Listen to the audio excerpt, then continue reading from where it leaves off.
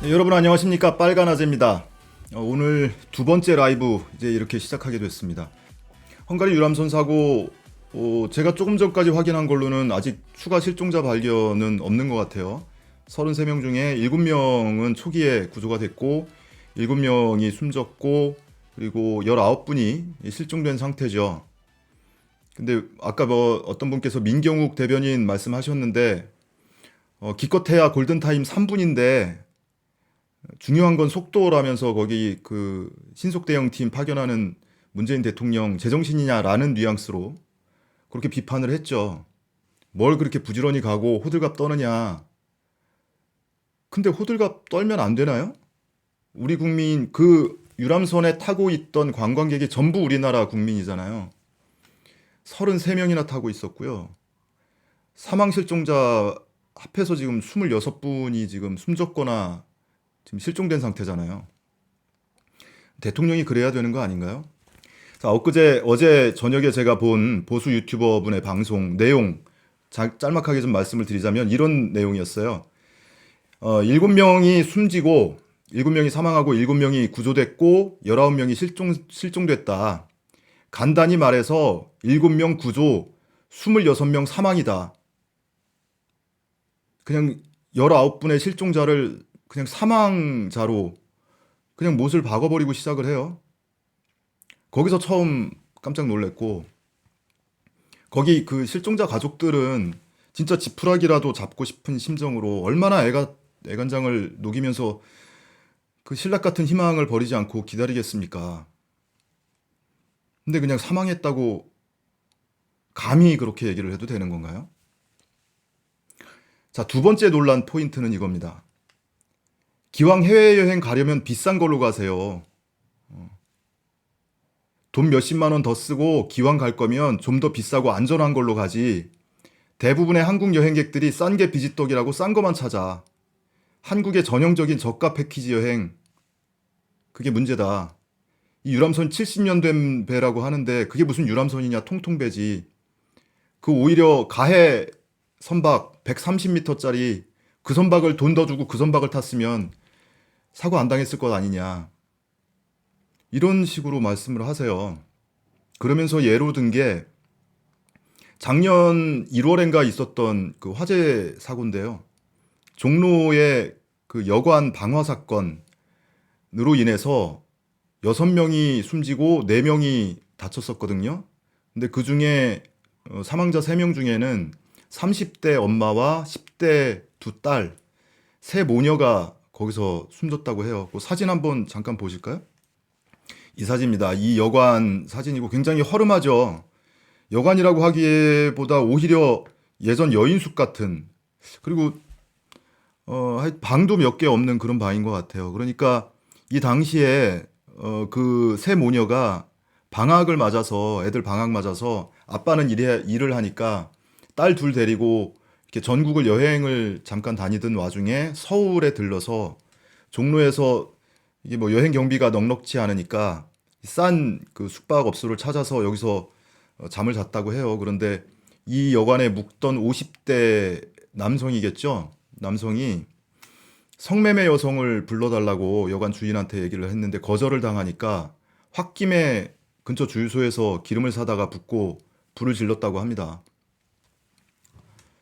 그런데 그걸 여기다 이 헝가리 유람선 사고에다가 빗대면서 비싼 거 가라고, 그 세 모녀도 돈 좀 더 주고 조그만 호텔방에서라도 잤으면 방화 사건이 없었을 거고, 방화 사건이 있어도 그렇게 순식간에 죽었겠냐. 죽더라도 보상이라도 제대로 받았을 거다. 이렇게 말씀을 하시더라고요. 그 방화 사건이 세 모녀가 거기서 숙박한 거랑 무슨 상관이 있나요? 그리고 이번에 헝가리 이 사고 당한 분들도 돈 좀 더 주고 큰 배 타지 그랬냐고요. 그거는 지금 이 실종된 분을 찾지도 못하고 있는 가족들한테 할 수 있는 말이 아니잖아요. 그러면서 그분이 이제 뒤이어서, 그분은 방송의 대부분이 문재인 대통령에 대한 비판 뭐 이런 걸로 이제 점철되는데, 역시나 문재인 대통령에 대한 이제 비판으로 이어집니다. 문재인 대통령이 해상사고에 도착증이 있어서 이 해상사고만 나면 난리법석을 떤다 이러면서 이제 주제 전환을 살짝 하면서 과연 문재인 대통령이 해외에서 버스 사고나 비행기 사고가 났어도 이렇게 챙겼을까? 세월호 팔아서 해상사고 팔아서 대통령 된 줄 아는 거니까 해상사고에 대해서 알레르기 반응이 있는 거다. 그렇게 얘기를 하죠. 그리고 이제 문재인 대통령이 긴급 대책회의 하면서 당일날 바로 신속 대응팀 파견 지시하고 그 신속 대응팀 인원수도 나중에 이제 확대를 했잖아요. 그걸 거론하면서 헝가리가 무슨 옆 나라 같다. 3분만 지나도 전부 익사하는데 구조대원이 무슨 의미가 있냐. 헝가리 12시간 걸린다. 그게 구조하는 일인가? 사망하신 분 건져낼 일이지? 이렇게 말씀을 하시더라고요. 그러면서 이걸 왜 정부가 나서서 세금 왕창 써가면서 전 국가적으로 호들갑을 떠냐. 전부 쇼다 이거 다. 지구 반대편에서 사고가 났는데 왜 전부 다 민방위복 입고 지랄이냐. 그러면서 이제 사진을 띄워서 보여주면서 왜 전부 다 민방위복 입고 쇼를 하느냐 이거예요. 근데 여러분 아시죠? 을지 태극 연습 기간이었어요. 5월 27일부터 5월 30일까지 을지 훈련하고 태극 연습하고 그걸 통합을 해서 올해부터 이제 훈련을 하고 있는데 을지 태극 연습 기간이었고요. 이거는 전시 상황을 가정해서 육해공군의 합동 작전을 하는 그런 워게임 비슷한 그런 훈련입니다. 그래서 당연히 공무원들 민방위복 입고요. 대통령 마찬가지고요. 이게 28일 사진입니다. 5월 28일 헝가리 사고 나기 전 사진이죠. 이게 뭐 하는 장면이었냐면 경제부총리 정례보고 자리였어요. 이거는 29일 사진입니다. 헝가리 사고 하루 전날. 현지 시각이 아니고 우리나라 시각으로는 하루 전날이죠. 이미 헝가리 사고 나기 이틀 전부터 3일 전부터 을지 연습 기간이었습니다. 을지 태극 연습.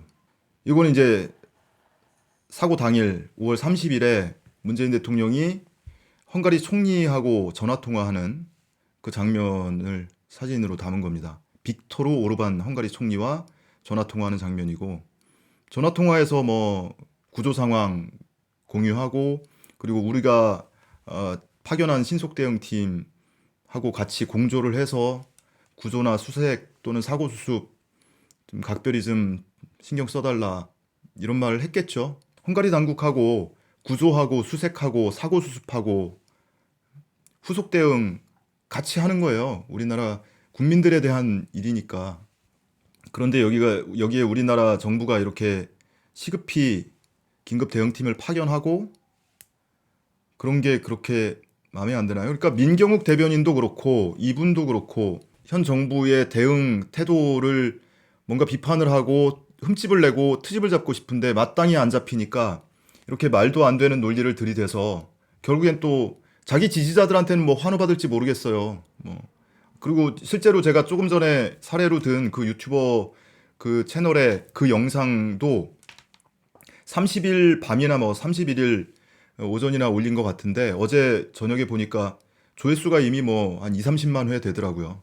그러니까 영향력이 많은 분인데 그러면 더 좀 주의하고 그랬으면 좋겠는데 그게 잘 안 되는 모양입니다. 네. 자, 요 첫 번째 챕터 그 정도 얘기로 넘어갈까요? 네.